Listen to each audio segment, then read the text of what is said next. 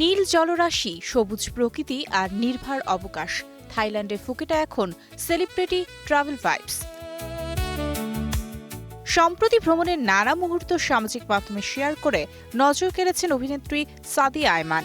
ফুকেটের নীল সাগরের তীরে লাল সাদা স্লিভলেস ড্রেসে ফুরফুরে মেজাজে দেখা গেছে তাকে। সাগরের হাওয়া আর হাসিমাখা উপস্থিতি নজর কেড়েছে অনুসারীদের। পরে সবুজে ঘেরা বিলাসবহুল রিসোর্টে কালো হাইনেক ড্রেসও ধরা দেন তিনি। সাদিয়ার নির্ভার অবকাশের বিপরীতে ফুকেটে গ্ল্যামার ছড়িয়েছেন মডেল অভিনেত্রী তানজিয়া জামান মিথিলা।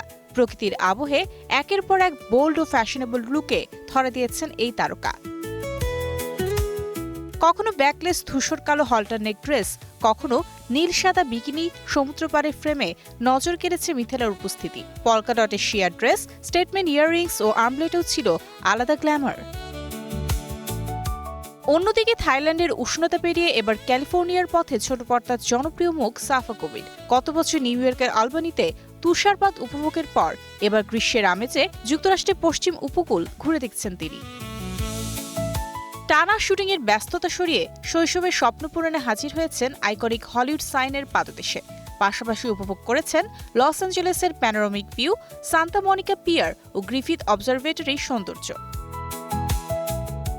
ঘোরাঘুরি, শপিং আর প্রকৃতির সান্নিধ্যে তারকাদের এই বিদেশ সফর যেন ব্যস্ত জীবনে এক টুকরো বিরতি।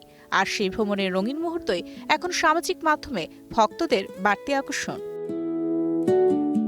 Mario Sen, star entertainment.